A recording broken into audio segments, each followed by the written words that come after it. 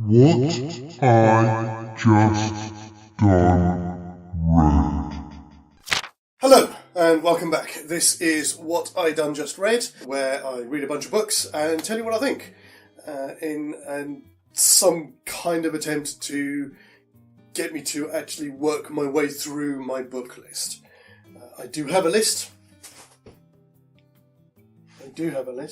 It's around here somewhere, but it doesn't matter, because I think if you'd seen the last episode, then you'll know what we're going to be looking at today. Before we come to that, we have our word of the day. Do you suffer from terrible handwriting? Does people keep telling you at school that it looks like a spider's crawled over your page? Then you are guilty of griffonnage, which is the technical word for crude or illegible handwriting. The etymology of it is from the French word griffonner, which is to scribble, which in itself comes from the French word griffon, which is a stylus, which in itself comes from the French word griffe, which is claw. So, yeah, it makes sense.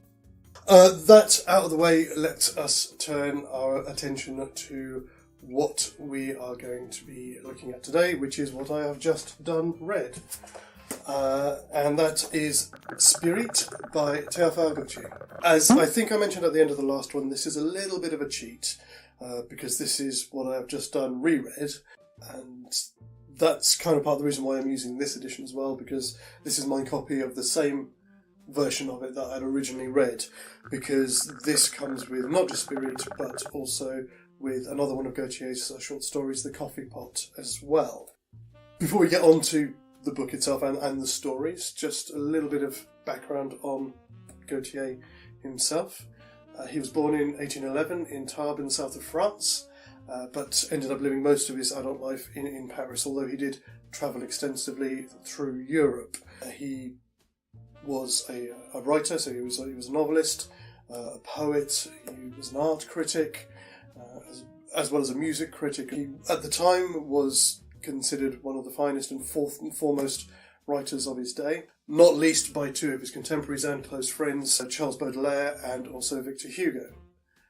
In fact, actually, on the back of this, I know I do tend to normally go through the blurb on the back of the book, but there is actually a quote on here from Baudelaire in which he says, "Posterity will judge him to be one of the masters of writing, not only in France, but also in Europe." In fact, one of Baudelaire's more famous works, Les Fleurs de Mal, was dedicated to Gautier. He held him in that high regard. Unfortunately, unlike Baudelaire or Hugo, Gautier's fame and renown hasn't really lasted much into the 20th century or beyond, in particular in the English-speaking world, which is a shame. I'm sure there's certain stories of his that will have lasted, things like Mademoiselle de Maupin, which, again, I'm sure I've read that. Have I? But also, again, a lot of his poetry, I don't think, has survived. Which is a shame. I actually managed to find...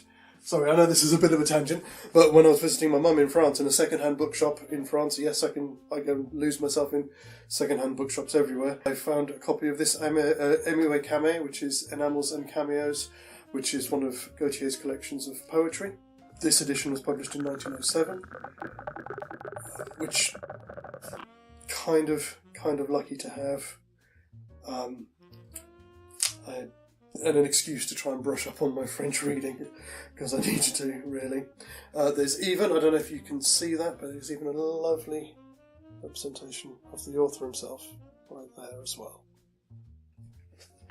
Things. Anyway, let's have a look at the stories themselves. So, as I said, this has two stories in it, and I'll just give you the top part of this, and I'll have a look at the next part of the blurb when we get to talking about Spirite, because that's more specifically about that. This collection contains Gautier's first piece of fantastical prose, The Coffee Pot, and his last, Spirite. Both are wonderful examples of Gautier's poetic sensibility applied to the task of story writing. First thing I'm going to say is, Patrick Jenkins, you are a star. That's the editor and translator for this edition, for pairing these two stories together. As he says here on the back, this is the first and last examples of Gautier's fantastical prose. And ironically enough, Spirite, and I do apologise, there are possibly going to be a few spirit-related puns in this episode. I shall leave it up to you to decide whether or not they are by accident or by design. But Spirite, in many ways, is the spiritual sequel to The Coffee Pot. Not in terms of anything to do with the narrative or the stories themselves, but some of the underlying themes and ideas. What he kind of first looks at in The Coffee Pot, it's almost like he's come back to and completed that train of thought in Spirite, which is fascinating. And again, it's the perfect place to put them, is to put them both together in one volume. In terms of style or even like influences for Gautier's writing, from what I understand, a lot of him, like I suppose, like a lot of 19th century European writers, they would have been influenced, and I think Gautier himself even said himself, were influenced by a lot of German writers from the late 18th and early 19th century. Most notably, and not surprisingly, E.T.A. Hoffmann, who at some point I hope to be able to include something from, because Hoffmann is fantastic. Looking at The Coffee Pot itself, first of all. So this was written and published in 1831, when Gautier would have been 20, and it feels like a young writer's story. Again, in this edition, it's barely 7 pages long, but it doesn't need to be any more. There's a wonderful economy of words to it. It arrives, it tells its story, it ends. And the ending doesn't disappoint. That's all I'm going to say on that one. But it certainly, I think, sets the tone for his work that was yet to come. The Coffee Pot is told from first-person perspective. It's the story of Theodore, who is a young man who with two friends travels into the country to visit another friend, who they're supposed to be staying with for a few days. They have a nightmare of a time getting there, and then once they arrive, he has an unexpected night in the chambers that he's been assigned to sleep in. I can't really tell you any more than that without spoilers or anything. It's an excellent example of not just of fantastical literature, but also of Gautier's love of aesthetics as well. He was a champion of aesthetic freedom, and also a lot of his work as well has been both applauded and also criticised as well for containing a certain degree of... He has a love of physical beauty.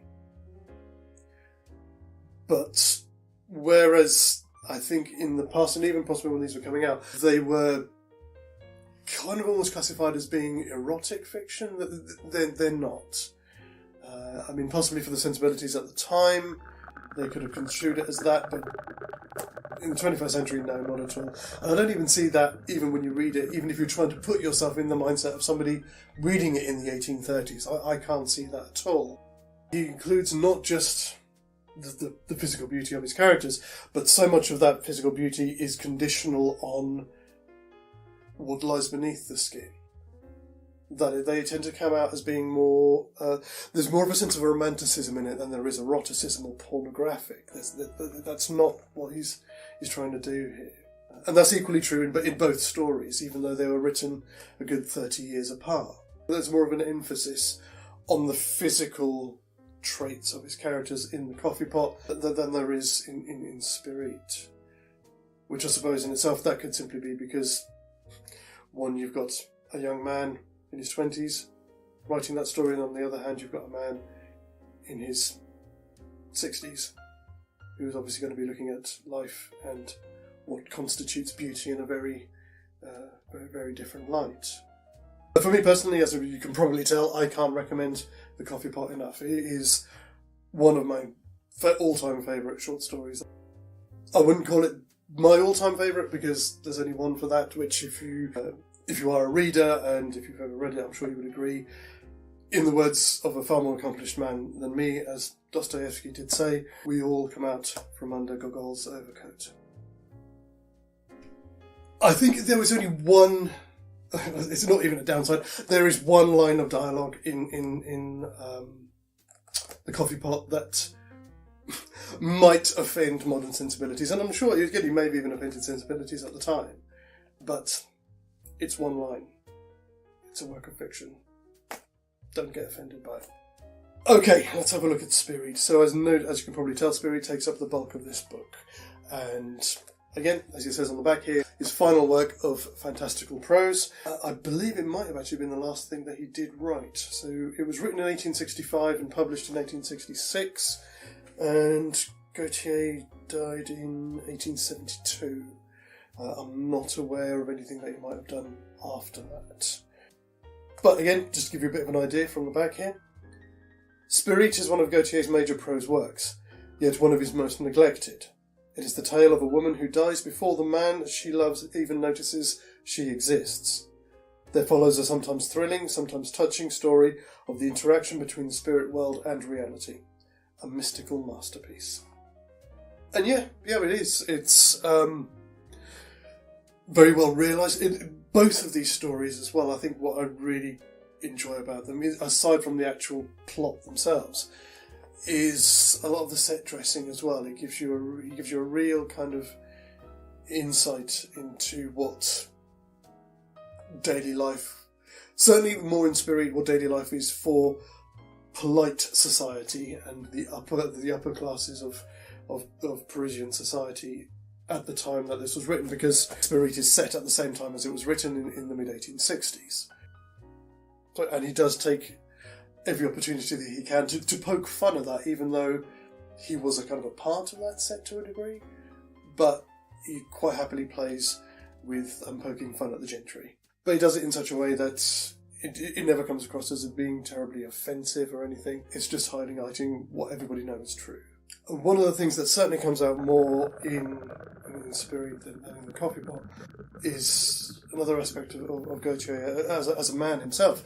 He was very conscious of what was considered appropriate for women to do within society. It seems to be something that he... I don't know whether he actually sort of took any action for it, but it was certainly something that he was aware of and didn't wholly agree with. I mean, the introduction here, they do actually say, the lot of women is such a harrowing one, condemned to waiting, inaction and silence. They cannot show their preferences without losing their image of propriety. They must endure the love they inspire, and they must never declare the love they feel. Again, that may seem a bit dated to us today. The story itself, first off, in terms of style, you can see that this is the work of a master wordsmith. He takes a lot more time. There's not the rush to get the thing done like there is with the coffee pot, if you see what I mean. Which gives the whole story a kind of a languid feel to it, which is nice. It's appropriate considering the subject matter. The characters are all very well realised, and it can afford to take its time. Yet again, this notion of physical perfection is here, whereas in this one, in certain cases, those things are kind of more accentuated by, how can we put it, celestial influence, shall we say. And yet, at the same time, the more earthbound characters who do come across as being quite physically attractive, more often than not, that physical attractiveness is only skin deep. Which is kind of quite nice. I kind of like. Excuse me, you probably can't hear that. So I kind of like that. I appreciate that juxtaposition there. Is quite nice.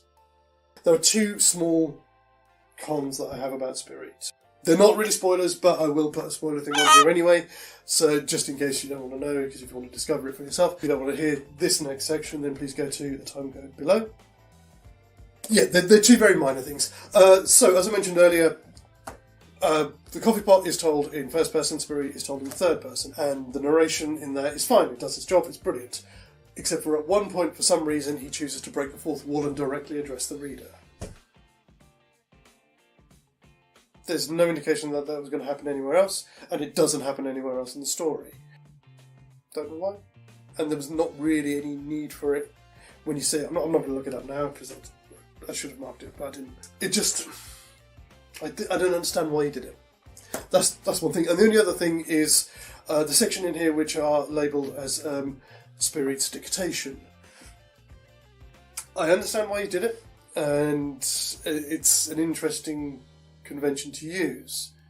But at the same time, it does feel like a massive exposition dump, which takes up quite a sizable section of the story.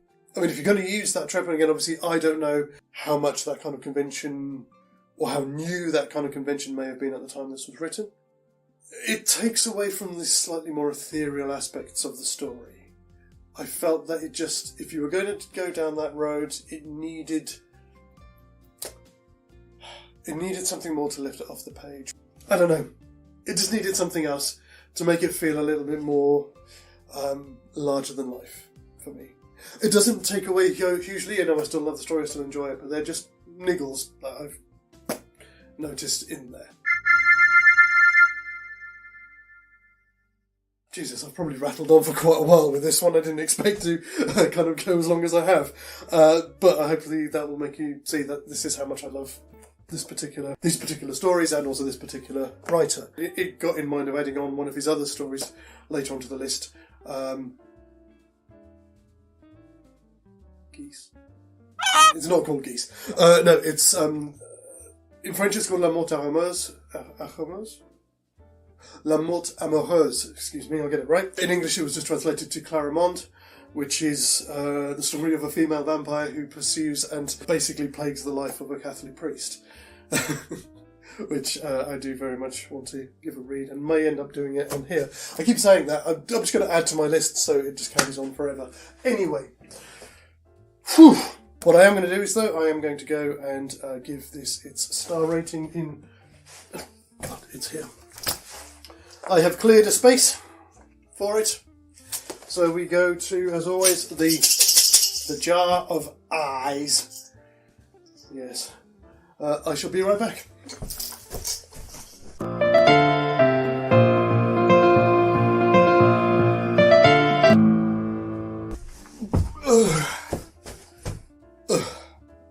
And we're back. So, as I'm sure I remember I mentioned before, what I've decided to do with my eye ratings is that the eyes on this side, on the right, will be for the actual physical product itself, it's over there.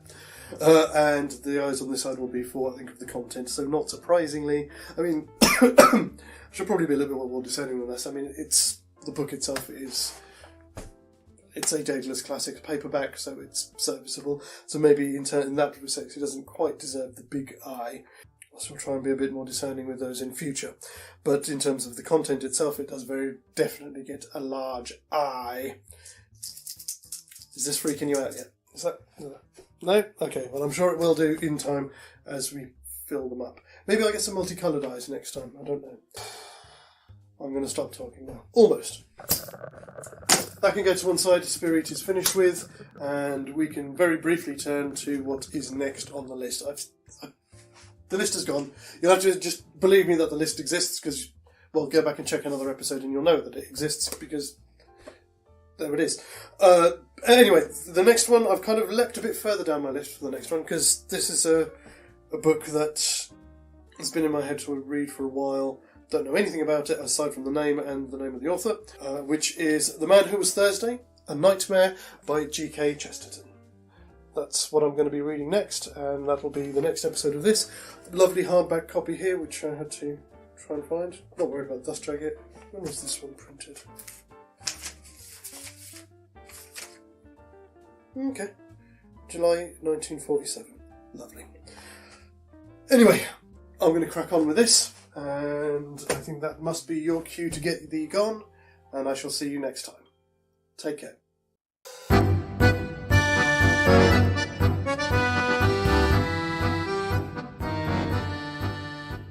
needed something more to lift it off the page, whether or not it's...